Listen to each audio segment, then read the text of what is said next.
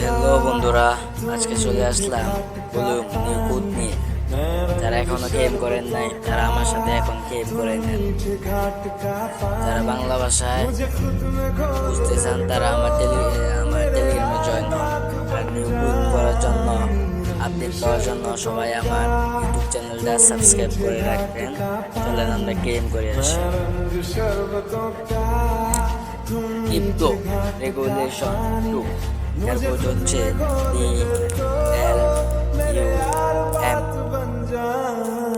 আর LES, এটা হচ্ছে করে আসার পরে